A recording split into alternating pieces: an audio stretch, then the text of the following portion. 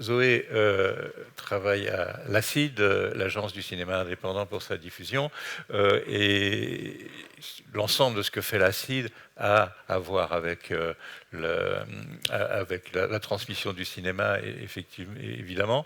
C'est passionnant, peut-être je pourrais en dire un tout petit mot très, très, très brièvement, mais l'idée était plus précisément de parler d'un des dispositifs mis en place par l'ACID et qui pousse d'un cran, si on peut dire, ce que fait ce que vous faites en termes de diffusion. Dominique Toula est là avec deux casquettes, puisqu'il est à la fois le responsable de la ferme du Buisson, qui est un haut lieu de la transmission du cinéma dans la grande banlieue parisienne, et comme responsable de la CRIF, et qui est donc là l'association régionale de l'Île-de-France de l'accompagnement du cinéma art et essai.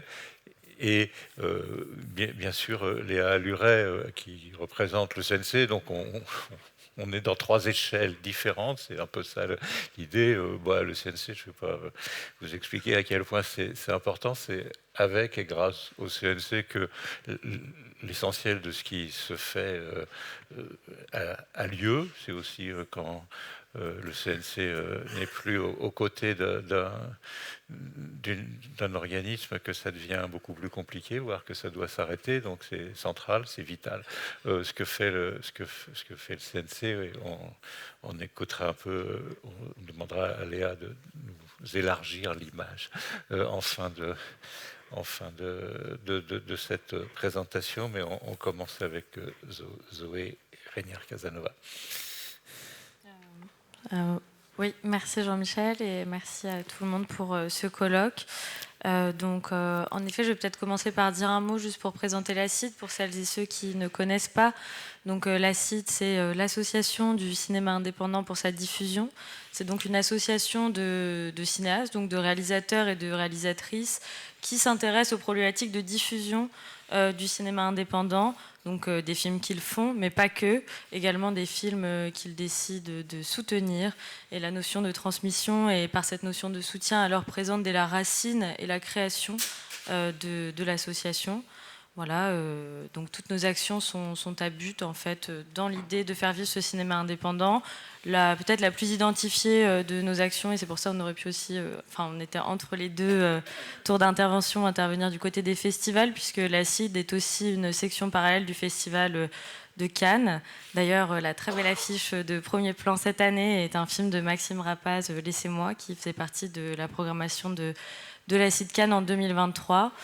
Voilà, pour toutes nos actions travaillent des films que les cinéastes soit font, soit soutiennent.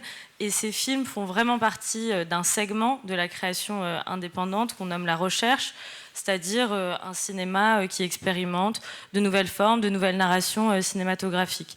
À partir de ce moment-là, on fait face, si on peut dire, à une forme de double difficulté, c'est-à-dire la difficulté de la transmission dans un premier temps et la difficulté de la transmission de ce cinéma de la recherche dans un second temps.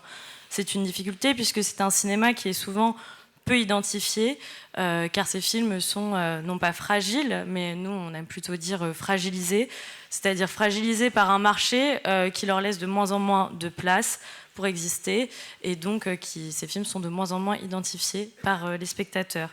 Donc assez vite, au début des années 2000, à l'ACID vient la réflexion d'un rapport très direct avec le public pour établir cette transmission et pour permettre justement à ces films d'exister un peu malgré la loi du marché. Voilà, donc de là sont nés deux dispositifs. Le premier, c'est le réseau de spectateurs et spectatrices de l'ACID, qui n'est pas vraiment un réseau de jeunes, comme on pourrait le dire. Mais ce réseau fait quand même office de relais et crée une nouvelle passerelle en fait entre les cinéastes, la salle, les films et les spectateurs cinéphiles. Et c'est aussi pour eux très important de se sentir affiliés en fait à une communauté cinéphile locale. De plus, on est une association nationale, donc avoir des ancrages locaux qui sont en fait vraiment incarnés par le public et par les spectateurs de nos films, c'était fondamental. Donc ça, c'était pour les spectateurs déjà acquis, on va dire, des films que nous défendons. Mais il y a aussi un dispositif pour les spectateurs en devenir. Et ce dispositif, c'est celui des jeunes ambassadeurs, ambassadrices de l'ACID. Ce dispositif, il est né en 2018 officiellement, mais il était dans les tuyaux quand même depuis longtemps. Il a pu naître notamment grâce au soutien du CNC, que je salue, et de la région PACA, donc en 2018.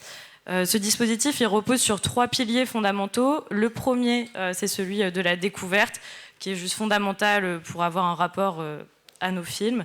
Le second, c'est celui de la formation, dont il a également été question ce matin et cet après-midi, puisque une fois par mois, tous les samedis, à Paris et désormais à Marseille, nos jeunes ambassadeurs, ambassadrices font la rencontre d'un ou d'une professionnelle du cinéma, de métiers de plusieurs horizons, c'est assez varié. Et le dernier, qui est vraiment le levier, je pense, du dispositif, qui est celui d'une participation active à des événements. Il s'agit donc pour eux de s'emparer de films qu'ils aiment, de films coup de cœur. Je crois que c'est Maureen qui disait tout à l'heure qu'on pense les 15-25, cette tranche d'âge, comme quelque chose d'assez uniforme, comme s'ils auraient tous les mêmes goûts. Ce n'est évidemment pas du tout la réalité. Et ces jeunes ambassadeurs, ambassadrices fonctionnent vraiment au coup de cœur vis-à-vis de nos films pour s'emparer du film, présenter des séances, rencontrer la salle de cinéma de proximité adhérente à l'ACID et créer une dynamique locale autour de leur film où ils font venir leurs copains. Du coup, la salle est remplie de jeunes et tout est super. On a eu l'expérience hier avec une séance de 100 000 milliards de Virgile Vernier au cratère de Toulouse. Voilà. Et en fait, tous ces éléments concordent à quelque chose qui, pour moi, est essentiel dans la transmission, notamment pour les films de l'ACID, à savoir une bonne disposition d'esprit, un état d'esprit favorable à la découverte, un état d'esprit favorable à recevoir en fait la recherche et donc les nouvelles propositions de narration et de formes cinématographiques qu'on propose dans nos films. Voilà. C'est à peu près ça, notre réseau de jeunes ambassadeurs, ambassadrices. Très concrètement, ils sont plusieurs centaines, beaucoup en Île-de-France, en région PACA, en Corse, en Occitanie, un petit peu en Normandie et dans le Nord. Tout ça se développe assez vite et assez joyeusement. Je voulais juste dire un mot aussi sur notre travail avec les scolaires, puisque tout est évidemment lié. Ce dispositif des jeunes ambassadeurs RIS, il se concentre vraiment, bien qu'on accepte les mineurs dans le dispositif, puisque cela va de 16 à 26 ans, il se concentre vraiment là sur le public estudiantin, puisque ça, en plus, pendant longtemps, était un public un peu hors des radars des dispositifs nationaux, ce qui n'est plus le cas aujourd'hui, évidemment. Mais on fait aussi un travail sur les scolaires et je voulais notamment aborder la question des acid pop scolaires. L'acid pop, c'est ce qu'on appelle notre université populaire du cinéma. C'est un peu pompeux, mais dans les faits, il s'agit d'une séance pensée en 3 temps. Le premier temps, c'est une masterclass, toujours pompeux, discussion plutôt entre 2 cinéastes, le ou la cinéaste qui a fait le film et un ou une cinéaste de l'ACID qui le soutient, autour d'une question de cinéma, articulée autour d'extraits de films. Encore une fois, on en revient à la question des extraits aussi. Et cette question de cinéma, elle travaille vraiment l'idée de fabrication du film. Donc on est comme sur une histoire du film par l'histoire du cinéma. C'est vraiment ça la pensée de l'acid pop.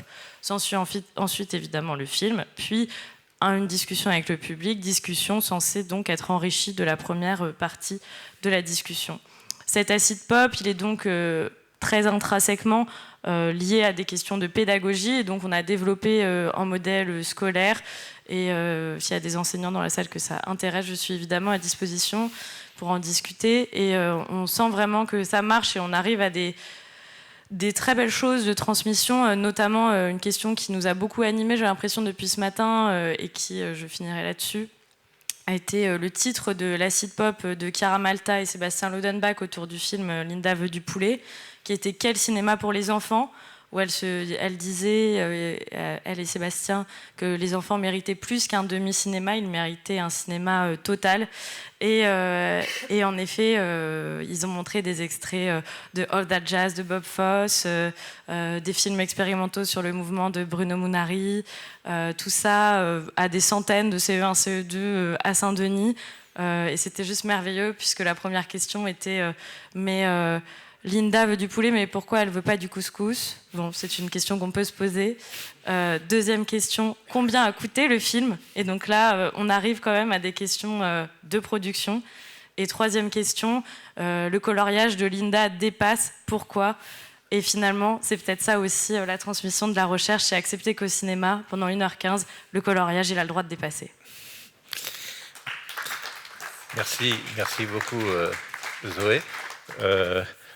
Dominique Toula, peut-être alors dans l'ordre qu'on veut entre la CRIF et la ferme. Plutôt un homme de désordre, alors je ne sais pas si je vais par avance, pardon pour le chaos. Déjà merci d'abord, j'ai peur d'oublier après, à toutes celles et ceux qui organisent cette journée, donc les enfants de cinéma, Jean-Michel et l'équipe de Premier Plan. Effectivement, comme tu le disais, j'ai un peu deux casquettes, donc j'espère ne pas en faire chuter une.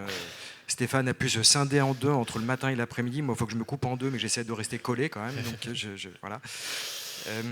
Peut-être pour revenir, comme le proposait Carole en début de cette matinée, un petit peu dire d'où on vient, sans faire trop long, et de faire une biographie auto-centrée, et pas très intéressante, mais si on est ici toutes et tous animés par le goût de la transmission, c'est parce qu'évidemment, quitte à faire un truisme, c'est qu'on nous a transmis.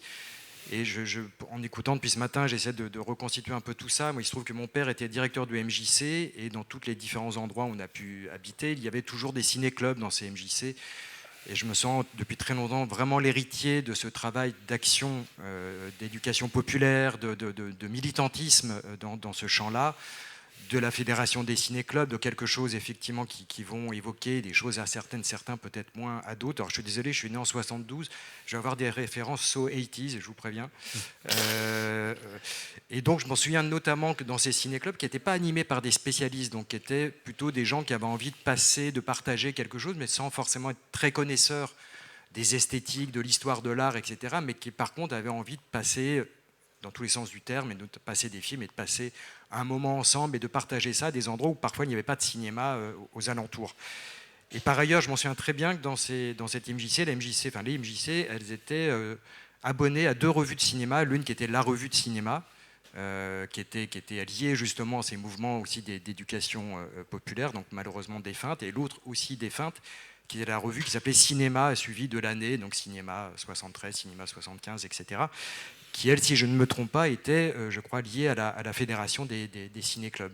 Et moi, je disais ça assez gamin, je ne comprenais pas grand-chose.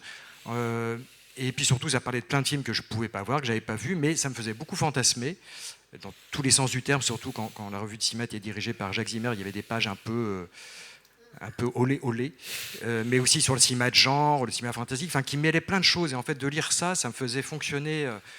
Voilà, plein d'envie de cinéma, et tout à l'heure Stéphane disait à quel point dans des métiers on essaye de transmettre aussi de l'envie, et moi ça a fonctionné beaucoup comme ça, donc le côté ciné-club, de lire des gens qui écrivaient sur le cinéma.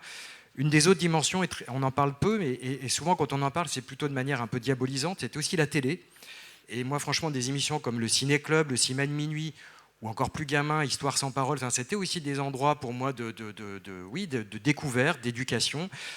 Par ailleurs, je n'avais pas tellement le droit de regarder la télé le soir, donc là aussi, ça faisait fantasmer, mais c'était bien, ça fait imaginer, la frustration peut être aussi un moteur.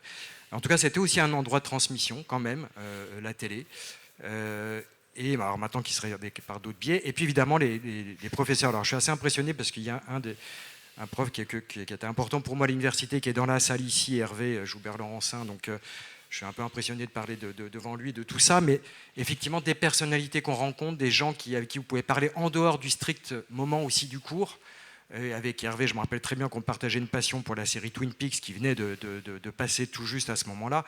Donc d'avoir aussi des moments en dehors, pas juste dans le temps du cours, mais de se dire, voilà, on a envie d'aller au-delà. Puis enfin, dernier espace un peu de transmission, même si là je travaillais déjà dans ce champ-là, c'est les salles de cinéma, et notamment quand je suis arrivé à la ferme du Buisson, il y a bientôt 25 ans, c'était pour prendre la succession de Eugène Andréanski, qui venait de partir prendre la direction des enfants de cinéma.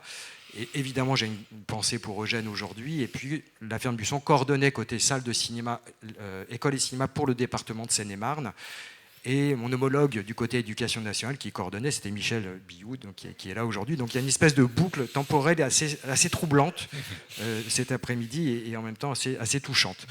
Voilà, ceci étant dit, d'une biographie pas très passionnante, mais pour arriver à la CRIF. Alors la CRIF, c'est une association dont l'acronyme veut dire Association des cinémas de recherche d'Île-de-France, qui rassemble près de 70 salles de cinéma indépendantes de la périphérie parisienne, donc la région parisienne hors Paris intramuros, qui ont en commun des lieux qui ont plein de choses qui ne sont pas communes, justement, des statuts différents, des tailles, des économies différentes, mais qui ont en commun d'avoir une volonté de rendre leur lieu vivant, riche, dynamique, et d'avoir un sens et un goût du collectif, et de se dire que ce métier d'exploitant peut être très solitaire parfois, mais que justement la façon de le vivre, de travailler en collectif, peut permettre aussi de piocher des idées à droite à gauche, de les partager, et puis à un moment aussi peut-être de proposer des idées à d'autres collègues. Et la CRIF est notamment en charge, pour la région Île-de-France, de la coordination avec les cinémas indépendants parisiens de lycéens et apprentis en Île-de-France, et d'un autre dispositif d'éducation au cinéma qui s'appelle Passeurs d'images. Et donc l'idée, là, pour synthétiser, pour ne pas faire finir à 23h15 et faire rater le film de Claire Simon, donc d'essayer d'aller un peu vite, je vais essayer de trouver une action qui synthétise un peu ces différents champs, c'est-à-dire les projets avec les salles de cinéma, lycéens et apprentis en Île-de-France et Passeurs d'images. Depuis plusieurs années, on met en place un projet où chaque année on édite un livre d'entretien avec un ou des cinéastes, une ou des cinéastes, autour d'un thème ou autour de leur filmographie, qui est ensuite décliné par des projections, rencontres en salle de cinéma, et avec des livres qui sont offerts au public de cette salle adhérente. En 2024, on a eu deux. L'un qui est un livre d'entretien que nous avions fait avec Sophie Filière et qui est sorti au moment de la sortie de Ma vie, ma gueule. Alors, comme j'ai participé à celui-ci, je ne vais pas en parler pour ne pas être taxé d'autocentrisme. Sur quel mot centrisme qui me fait peur. Et l'autre livre que nous avons publié, c'est un livre plus thématique autour de la comédie en France, qui s'appelle Des gens drôles, et qui montre un peu aussi cette idée de prendre une forme qui pourrait paraître, par rapport à l'invitation que tu nous as faite, Jean-Michel, aussi, de parler, on ne l'a pas trop dit, le mot innovant, moi je ne sais jamais trop ce que ça veut dire, mais l'idée c'était de prendre une forme a priori hyper traditionnelle, qui est celle de l'édition, de l'entretien, de l'écriture critique, de la conférence qui va accompagner la sortie de ce livre en salle, de la projection, mais de le décaler un peu ou de le rendre un peu pop. Je crois que c'est un mot que tu citais, Stéphane, de le rendre ça un peu pop, et notamment dans ce travail avec des cinéastes autour de la comédie, ce sont des entretiens aussi bien avec Judith Davis, dont le film sort dans quelques semaines, Bonjour l'asile, qu'avec Jean-Pascal Zadi, avec Le Pain de Machaut, avec Flaubert, avec Émilie Noblet, avec Michel Hazanavicius, avec Sophie Le Tourneur, d'être aussi comme ça, dans des genres et des formes assez différentes, et qui ensuite pouvaient se décliner sous forme de conférences dans les salles, d'à peu près 45 minutes, avec ce côté aussi qu'on essaie de rendre assez dynamique, avec des extraits, accompagnés aussi par de jeunes critiques de cinéma en salle, et avec donc ce livre que j'ai un exemplaire sur moi, si quelqu'un le veut, dans ma grande générosité. Voilà, j'aurais plaisir à vous l'offrir. Donc l'idée, c'est de prendre une forme un peu classique et puis de vriller un petit peu et d'essayer de se dire, cette forme-là, on peut aussi la rendre une forme de transmission qui a fait ses preuves, entre guillemets, mais qu'on peut essayer de rendre un peu pop dans tous les sens de ce mot-là. Et juste pour vous dire que dans quelques semaines sort un nouvel ouvrage consacré au cinéma de genre fantastique et d'horreur français, et avec des entretiens notamment avec des responsables d'effets spéciaux, dont on parle aussi assez peu, et qui va être décliné là aussi, notamment via Lycéens au cinéma, puisque cette année, en région Île-de-France, on présente The Host, alors qui n'est pas français, mais c'est l'idée de créer des cheminements, et que chacune ensuite trouve son propre chemin, ce qui n'est plus trop mon cas là précisément. Voilà, je ne voudrais pas faire une Bayrou en perdant ses papiers. Alors maintenant, l'autre casquette, la ferme du Buisson. La ferme du Buisson, très rapidement, vous irez sur Internet pour en savoir plus. C'est un lieu qui est à la fois un lieu consacré à la création, à la diffusion en spectacle vivant, en art visuel et en cinéma. Et moi, j'ai l'humble tâche, mais ambitieuse, de m'occuper de la partie plutôt cinéma, y compris dans sa porosité avec les autres arts. Et juste là, ce dont je voulais parler, parce qu'il y a plein de choses qu'ont dit les collègues dans les interventions précédentes, c'était plutôt de dire cette idée qu'on essaye aussi, moi je suis très modeste sur mes capacités, sur mes maîtrises, sur l'histoire du cinéma, mais ce que j'aime bien faire, c'est transmettre la salle de cinéma. Je crois que quelqu'un l'a dit tout à l'heure aussi, je me demande si ce n'est pas la collègue de Nantes qui utilisait ce mot. Donc c'est l'idée de transmettre la programmation, et en fait on mène beaucoup de projets autour de cette idée de la programmation. Tout à l'heure on a cité, Carole citait Deligny, mais c'est vrai qu'il y a aussi une autre phrase qui moi, me travaille beaucoup, qui était, alors c'est pas Deligny, mais qui était « apprends-moi à faire seul », alors pas à faire seul dans le sens d'être tout seul, Mais à un moment, en gros, moi j'ai envie d'apprendre à des gens à se débarrasser de moi, quoi.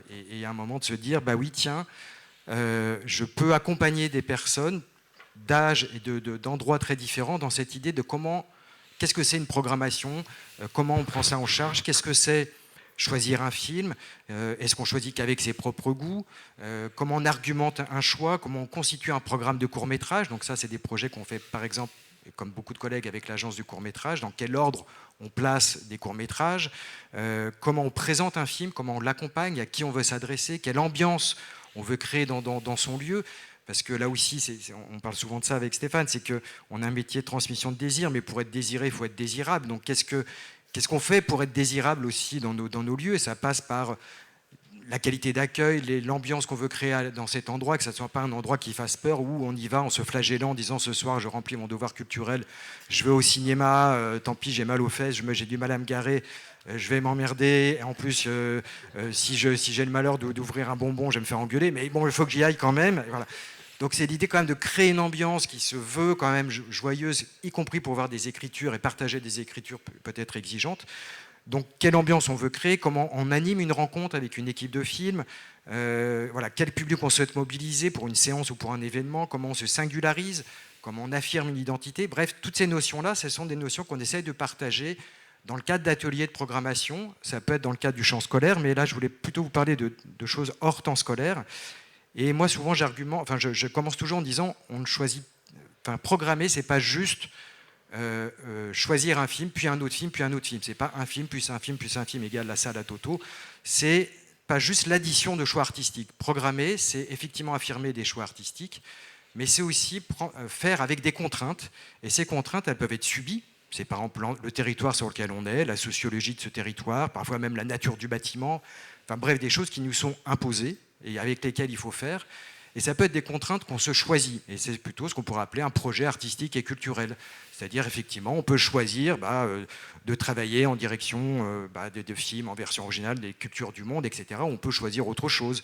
Mais en tout cas, on peut se fixer une contrainte qui peut être une contrainte choisie, une contrainte subie. Et parfois, les deux peuvent être amenés à se croiser. Il y a aussi cette question, par exemple, de la porosité avec l'évolution, les questions de société. Qu'est-ce qu'on en fait? Qu'est-ce que ça veut dire? Est-ce qu'on choisit d'en être totalement sourd? Est-ce qu'on choisit au contraire de les intégrer dans nos pratiques de programmateurs ou de programmatrices?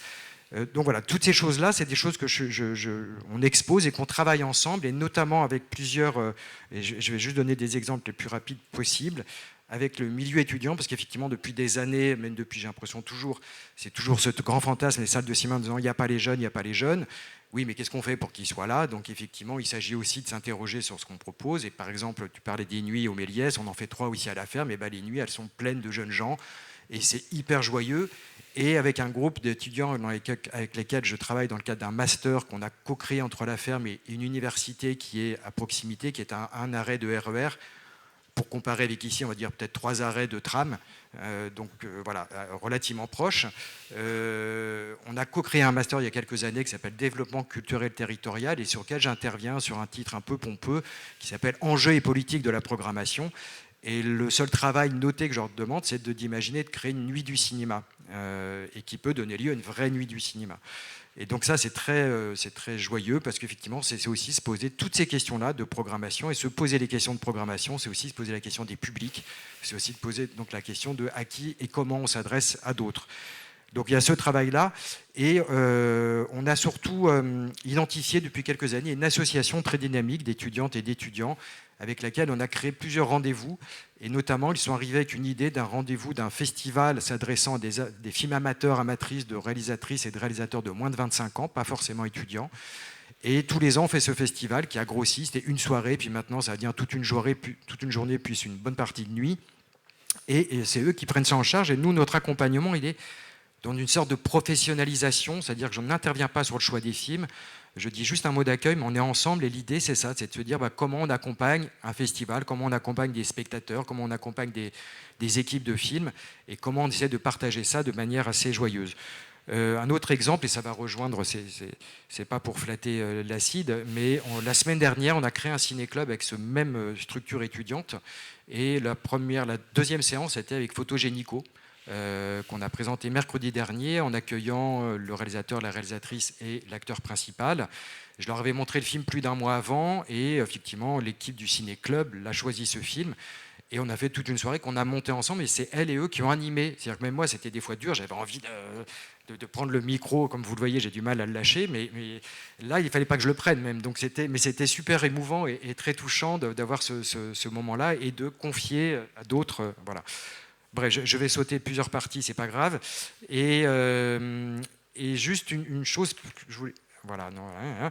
Ah oui, je voulais citer, parce qu'on a cité Bazin, on a cité Deligny, on a cité plein d'autres philosophes. J'avais un autre philosophe à citer qui était cette idée bah oui, ce que je souhaiterais, c'est de donner l'envie d'avoir envie, comme le disait donc le philosophe, et donc de transmettre ça auprès de ces publics. Et une chose que je revendique, et je ne sais pas s'il y a un lien avec après la transition avec le CNC, mais c'est une grande partie de ce travail, c'est beaucoup de temps, parce qu'il faut identifier ses partenaires, identifier ses relais, quels qu'ils soient, champ scolaire, hors temps scolaire, en quartier, en université, enfin, quel que soit l'endroit, public, senior, etc. Tous ces endroits de transmission, on les fait parce qu'on trouve des partenaires avec lesquels on peut travailler.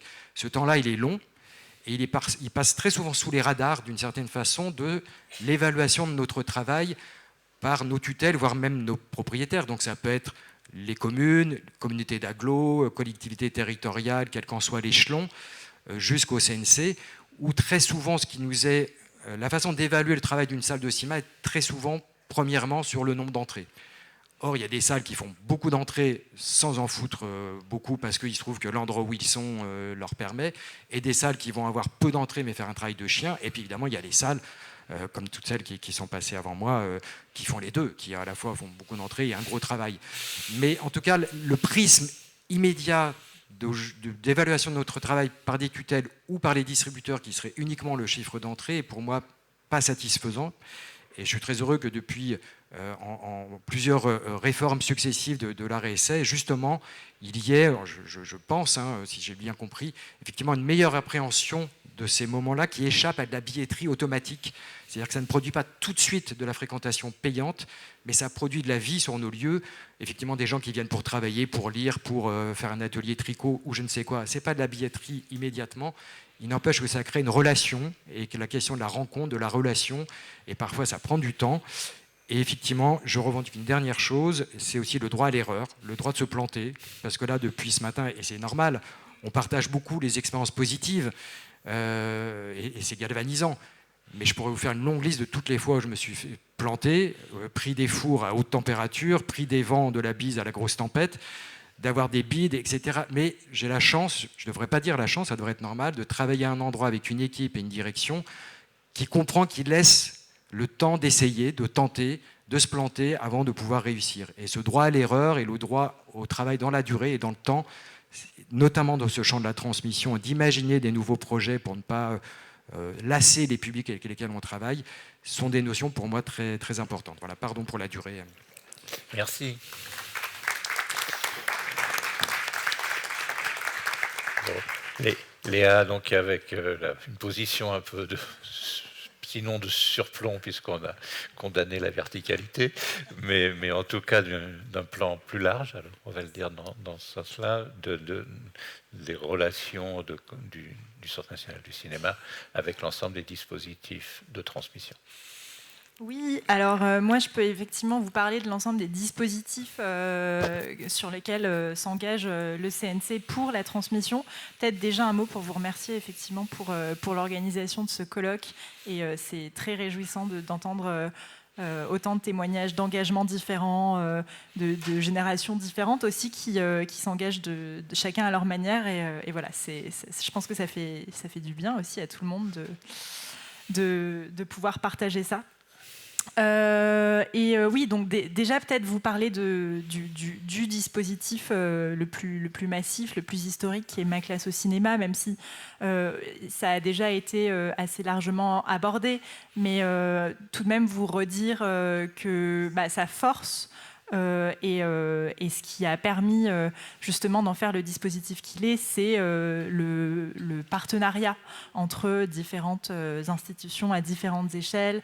Et en premier lieu, le partenariat entre le ministère de l'Éducation nationale et de la Culture, mais aussi donc une déclinaison à la fois nationale, un pilotage national, et puis un pilotage et une déclinaison locale.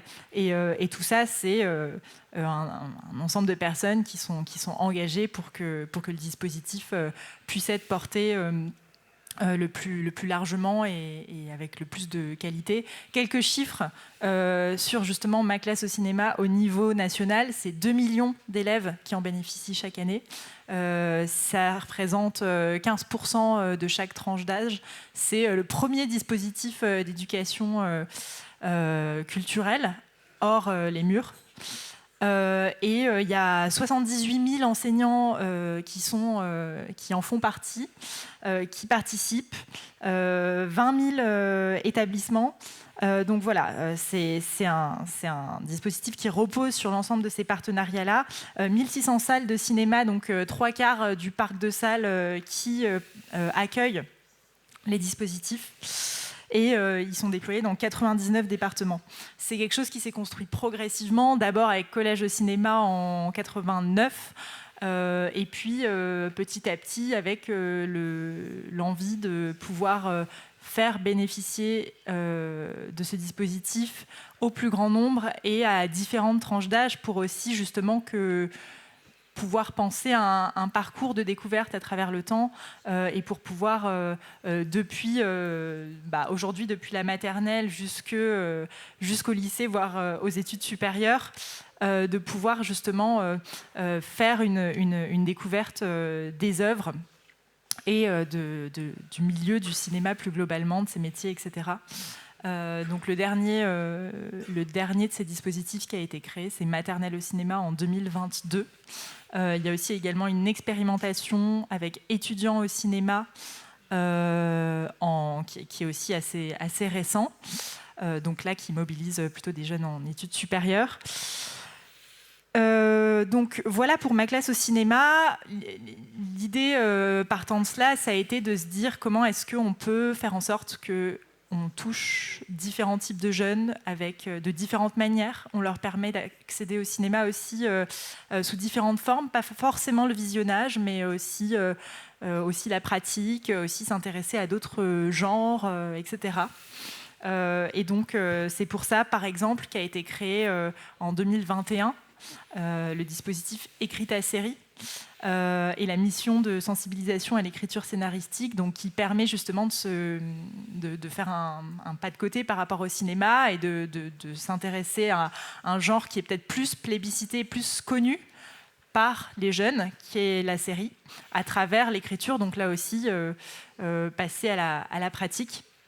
Et aujourd'hui, il y a 10 000 jeunes qui participent chaque année à Écris ta série. C'est déployé dans 87 départements, à la fois sur le temps scolaire et hors temps scolaire. Il y a aussi des groupes qui sont encadrés en dehors des classes.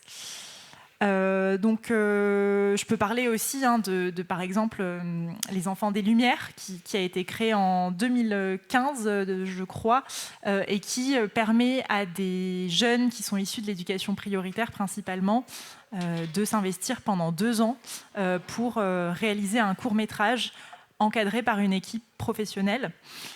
Donc c'est quelque chose de très exigeant, forcément sur 2 ans, qui leur permet à la fois de réaliser, mais aussi de plus globalement être sensibilisés au cinéma, également à visiter des lieux culturels. C'est un dispositif qui est plutôt centré sur l'Île-de-France.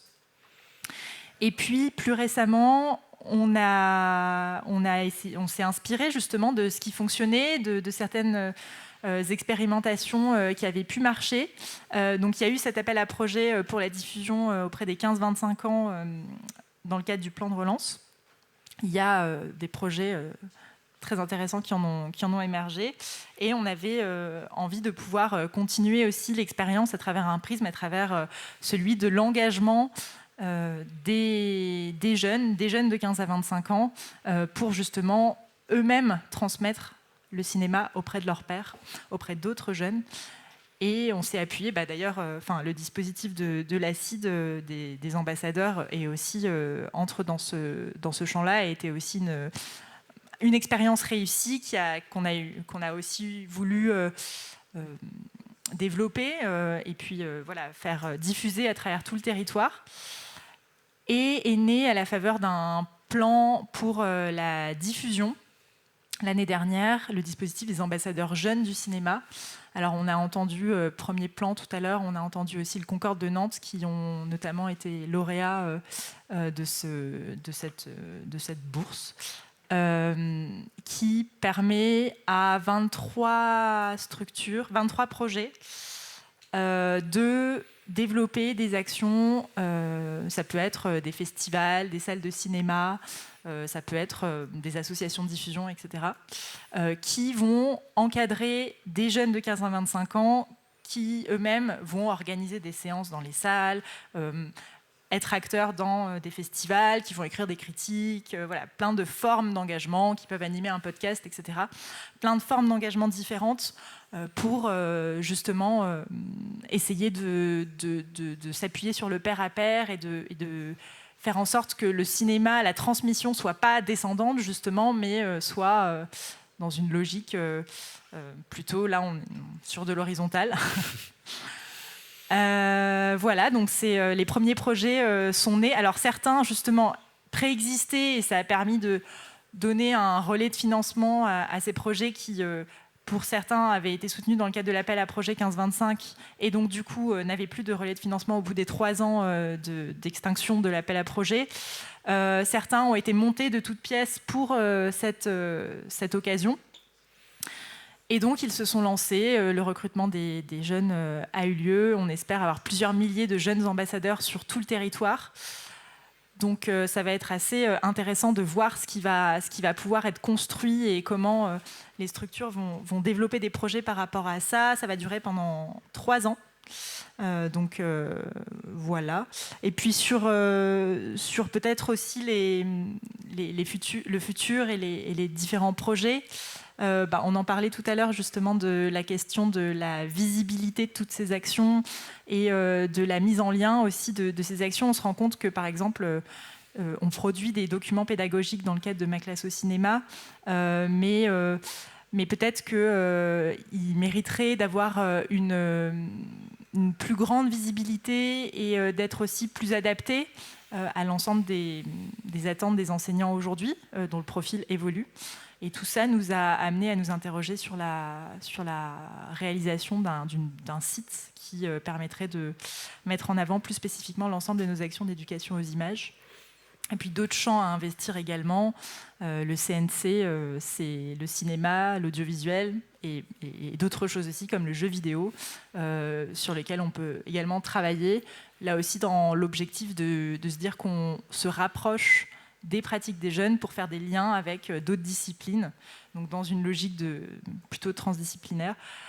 Voilà. Et puis la transmission, au-delà de l'éducation aux images, c'est aussi la transmission auprès de l'ensemble des publics plus éloignés de l'offre culturelle.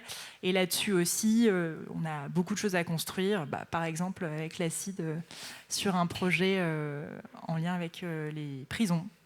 Voilà, ce qui va animer cette année.